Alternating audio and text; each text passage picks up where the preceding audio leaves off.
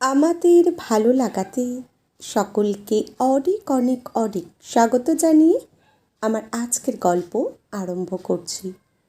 আজকের গল্প মাতৃহৃদয়। গল্পটি তাহলে শুরু করি। শ্মশান থেকে ফেরার পর নিতুকে অ্যারেস্ট করা হলো। হ্যান্ডকাফ পরিয়ে দরজার কাছে নিয়ে যেতেই তার হৃদয়ের মণিকোঠায় ভেসে উঠল বিয়ে করে এ বাড়িতে আসার পুরনো স্মৃতিগুলো। বিয়ের দিন নিতু কনের সাজে সেজে বাবা মায়ের ফটোর সামনে অশ্রুপূর্ণ চোখে বলতে লাগলো, আজ যদি তোমরা বেঁচে থাকতে তাহলে এত কম বয়সে আমাকে বিয়ে দিতে না। তোমাদের ইচ্ছা ছিল আমাকে মানুষের মতো মানুষ করবে, কিন্তু দেখো আমার কি পোড়া কপাল। আমি সব খুয়ে বসে আছি। তোমরা থাকতে দাদা বৌদি আমাকে কত ভালোবাসত। এখন আমি ওদের কাছে বোঝা হয়ে দাঁড়িয়েছি। তাড়াতে পারলেই বাঁচে। এমন সময় বৌদি ঘরে ঢুকে বলল, তাড়াতাড়ি চলো, আর ন্যাকামো করে কাঁদতে হবে না। বিয়ের পর চোখে অনেক রঙিন স্বপ্ন নিয়ে নিতু রাতুলের হাত ধরে প্রথমবার পা রাখল শ্বশুর বাড়িতে। নতুন পরিবেশ, অপরিচিত মানুষ, সব মিলিয়ে নিতুর মনের মধ্যে এক অজানা ভয়ের সঞ্চার হলো। রাতুলের মা নিতুর মাথায় হাত দিয়ে বললেন, কি হয়েছে মা, ভয় করছে?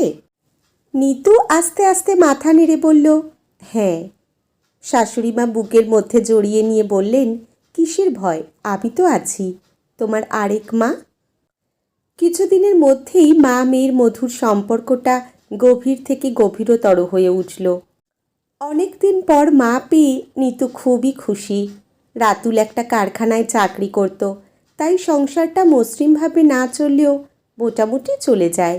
নিতু খুবই বুদ্ধিমতী মেয়ে, তাই অল্প মাইনে হলেও সুন্দর করে গুছিয়ে সংসার করতে লাগলো। নতুন বিয়ের পর রাতুল ড্রিঙ্ক করা একেবারেই বন্ধ করে দিল। রাতুলের মা খুবই খুশি। তিনি ভাবলেন, ছেলে সুন্দরী বউ পেয়ে ওই ছাইপাশ খাওয়া ছেড়ে দিয়েছে। মাস দুই পর হঠাৎ একদিন রাতুল আবার ড্রিঙ্ক করে বাড়ি ফিরল। ওর মা দরজা খুলেই বলল, খোকা, আবার তুই ওই ছাইপাশ খেয়েছিস? মদের ঘুরে রাতুল মাকে অনেক উল্টোপাল্টা কথা বলতে লাগলো। তাই দেখে নিতু ভয়ে কাঁচুমাচু মুখ করে ঘরের এক কোণে গিয়ে দাঁড়িয়ে রইল। রাতুলের নেশা করাটা আবার রোজকার রুটিন হয়ে দাঁড়ালো। বিয়ের 3 বছর পর নিতুর ছেলে ঋষি জন্মালো। এ যেন ভাঙা ঘরে চাঁদের আলো। ঋষি যখন ছোট্ট ছোট্ট পায়ে সারা ঘরে ঘুরে বেড়াতো, তখন রাতুল নিতুকে বলতো, দেখো দেখো, মনে হয় ছোট্ট গোপাল ধরাধামে নেমে এসেছে। একটি সন্তান যেন বাবা মায়ের জন্য আত্মতুষ্টির স্বর্গীয় অনুভূতি বয়ে আনে। তাই আবার রাতুল ড্রিঙ্ক করা বন্ধ করে দিল। সে বলতো, দেখো, ছেলেকে আমি মানুষের মতো মানুষ করব। সংসারটা বেশ সুখেই চলছিল, কিন্তু নিতুর জীবনে সুখ সইল না। তার জীবনে সদ্য সুখের সবুজ ঘাসের উপর কে যেন এক রাশি বালি ছড়িয়ে দিয়ে জীবনটাকে মরুভূমিতে পরিণত করে দিল। সেখানে সদ্য প্রস্ফুটিত সুখ তার জীবন থেকে আলিয়ার মতো দূর থেকে দূরে চলে যেতে লাগলো। ঋষির যখন 5 বছর বয়স, তখন রাতুলের হঠাৎ কারখানা বন্ধ হয়ে গেল। রাতুল আগের থেকে অনেক বেশি ড্রিঙ্ক করতে শুরু করলো। সারাদিন মাতাল হয়ে থাকতো। সংসারে একটা পয়সা দিত না। এগুলি বললে মায়ের সঙ্গে ঝামেলা করত।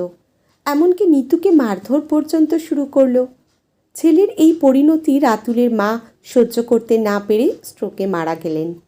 নিতুর অপলক দৃঢ় দৃষ্টি তখন অশ্রুহীন।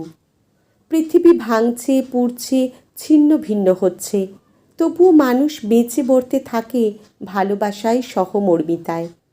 সংসার আর চলে না। নিতু ছোট ছোট বাচ্চাদের পড়িয়ে যা পায় তাই দিয়ে কোনো মতে সংসার চালাতে লাগলো। নুন আনতে পান্তা ফুরায়। টিউশনির সামান্য কটা টাকার থেকেও রাতুল জোর করে মদের টাকা কেড়ে নিত। নিতু বাধা দিলে চুলের মুঠি ধরে দেয়ালে মাথা ঠুকে দিত, মারধর করত। এই নিত্য নৈমিত্তিক ঘটনা দেখে ঋষি ভয়ে তটস্থ হয়ে থাকত। সে প্রায়ই বাবার পা জড়িয়ে ধরে কাঁদতে কাঁদতে বলতো, বাবা বাবা, মাকে আর মেরো না, মা মরে যাবে। একদিন ঋষি মায়ের গলা জড়িয়ে ধরে বলল, মা, আজ আমাকে পান্তা ভাতের সঙ্গে একটু আলু ভেজে দেবে? রোজ রোজ তেল নুন দিয়ে খেতে ভালো লাগে না। নিতুর মাতৃহৃদয় সন্তানের জন্য বিগলিত করুণাধারা অশ্রু হয়ে দু চোখ দিয়ে নীরবে অঝোর ধারায় ঝরতে লাগলো। সে সস্নেহে ঋষির মাথায় হাত দিয়ে আলতো করে তার চুলটা নাড়িয়ে তেলের শিশিটা নিয়ে দোকানে গেল। দোকান থেকে বাকিতে তেল আর আলু এনে ছেলের জন্য আলু ভাজলো। তারপর আলু ভাজা দিয়ে পান্তা ভাত ছেলের সামনে দিতেই রাতুল টলতে টলতে এসে চিৎকার করে বলল, আমাকে টাকা দেওয়ার বেলায় টাকা থাকে না, আর ছেলেকে আলু ভাজা করে দিয়েছিস বলে ছেলের ভাতের থালাটা ছুঁড়ে ফেলে দিতে উদ্যত হলো। এবার নিতুর ধৈর্যের বাঁধ ভেঙে গেল।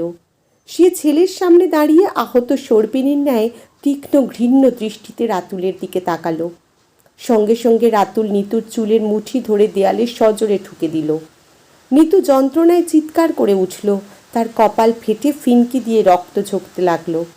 তাই দেখে ঋষি মাকে বাঁচাতে তড়িৎ গতিতে গিয়ে বাবাকে জোরে এক ধাক্কা মারল। টাল সামলাতে না পেরে রাতুল সামনে পড়ে থাকা একটা বড় রড সহ পোস্ট ভাঙা পাথরের ওপর সপাটে পড়ে যায়। আজ যেন শান্ত ভীরু ঋষিকে দানই পেয়েছে। সে তৎক্ষণাৎ পাশে পড়ে থাকা একটা ইঁট তুলে বাবার মাথায় মারতে থাকে। কয়েক মুহূর্তে ঘটে যায় সব কিছু। নিতু দৌড়ে এসে ছেলেকে বুকের মধ্যে চেপে ধরে বলে, খোকা, তুই এই কী করছিস? ঋষি থরথর করে কাঁপতে কাঁপতে জ্ঞান হারিয়ে ফেলল। নিতুর চিৎকারে আশেপাশে সবাই দৌড়ে এসে হতবাক। পাড়ার প্রত্যেককেই ঋষি আর নিতুকে খুব ভালোবাসে। পাশের বাড়ির ডাক্তার কাকু রাতুলকে দেখে বললেন, হি ইজ ডেথ। আর ঋষি একটা ট্রমার মধ্যে আছে, ওকে এখান থেকে সরিয়ে নিয়ে যেতে হবে, তা না হলে ও পাগল হয়ে যেতে পারে। একে স্বামীর শোক, সন্তানের এই অবস্থা, খুনের দায়, সব শুনে নিতু পাথরের মূর্তির মতো বসে রইল। পুলিশ অফিসার অমিতবাবু খুবই বুদ্ধিমান এবং ভালো মানুষ। তিনি পাড়ার সকলের কাছে সব ঘটনা শুনে বললেন, আমি কেসটাকে অ্যাক্সিডেন্টাল কেস বলে এখানে মিটিয়ে দিতে চাই। সবাই বলল, সেটাই করুন। সঙ্গে সঙ্গে নিতু বলল, না না, আমি খুন করেছি, আমাকে অ্যারেস্ট করুন, শুধু আমার ছেলেটাকে বাঁচান বলে হাত জোড় করে কান্নায় ভেঙে পড়ল। সবাই বলল, চুপ, তুমি কি পাগল হয়ে গেছো? কী সব বাজে বাজে কথা বলছো? নিতুর ননদ রমলা বলল, বৌদি, তুমি শান্ত হও, আমরা ঋষিকে নিয়ে মানুষের মতো মানুষ করব, শুধু তুমি পাগলামো করো না। ছেলেকে নিজের হাতে মানুষ করবে না বলো? রমলা বৌদির গলা জড়িয়ে ধরে কাঁদতে লাগলো। নিতু রমলার দিকে তাকিয়ে বলল, শুনেছি বাবা মায়ের পাপের ফল সন্তানকে ভোগ করতে হয়, তাহলে আমি মা হয়ে কেন সন্তানের পাপ খণ্ডন করতে পারবো না? ওকে যাতে কোনো পাপ স্পর্শ করতে না পারে, তাই আমি এই অপরাধ মাথা পেতে নিলাম। মায়ের সাথে সন্তানের এমন একটি বন্ধন যা একটা পৃথিবী। সে জানে তার সন্তান যখন বিজয়ী হবে, তার থেকে বেশি খুশি আর কেউ হবে না। মহিলা পুলিশের ডাকে নিতুর সম্বিত ফিরে আসতেই দৌড়ে ছেলের কাছে গিয়ে তার মাথায় হাত দিয়ে বলল, খোকা, তোর জীবন হয়ে উঠুক সূর্যের মতো উজ্জ্বল, সাগরের মতো নির্মল। কোনো পাপ যেন তোকে কখনো স্পর্শ করতে না পারে। নিতু ফুঁপিয়ে কেঁদে উঠল। দয়া, মায়া, ভালোবাসায় সিক্ত সম্পর্কের বাঁধন বড় শক্ত। সেই বাঁধন ছিঁড়ে যাওয়া বড় কঠিন, বেদনাদায়ক, মর্মান্তিক। ঋষিকে ছেড়ে যেতেই তাকে এক রাস শূন্যতা গ্রাস করল। আজকের গল্প এখানেই সমাপ্ত। কলমে মিতা ঘোষ, পাঠে জয়তী। ধন্যবাদ।